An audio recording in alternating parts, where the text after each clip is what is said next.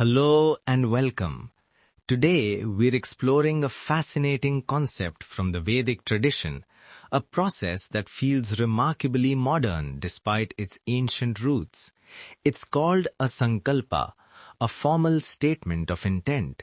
But this isn't just any intention, it's a comprehensive spiritual audit used during rituals of purification.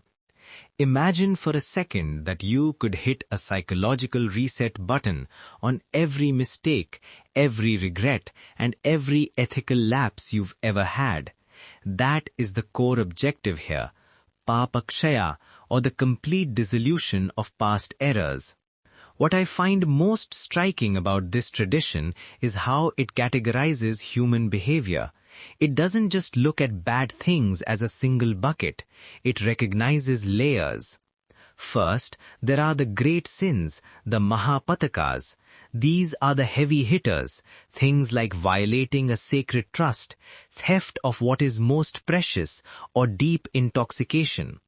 But then it moves into more subtle territory like upapatakas, subsidiary lapses like the senseless destruction of nature.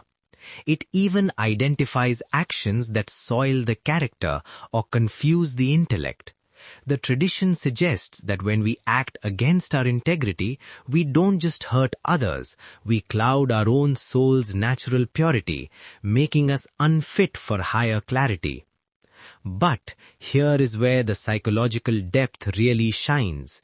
This audit examines how we fail. It asks, was the act deliberate or accidental? Was it a one-time lapse or a settled habit? The text even ventures into the subconscious. It addresses errors committed while we are awake, while we are dreaming, and even those buried in deep sleep. It covers the three instruments of human action, our thoughts, our speech, and our physical deeds. It's an acknowledgement that a cruel thought can be just as heavy a burden as a cruel word. The ethics here aren't just personal, they are social and environmental. The Sankalpa calls out predatory lending and the destruction of water bodies. It warns against slander and creating divisions at the table, the act of discriminating against others during communal meals.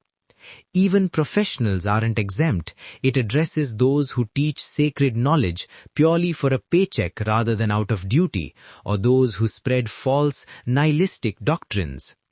In the end, the beauty of this practice lies in its brutal honesty.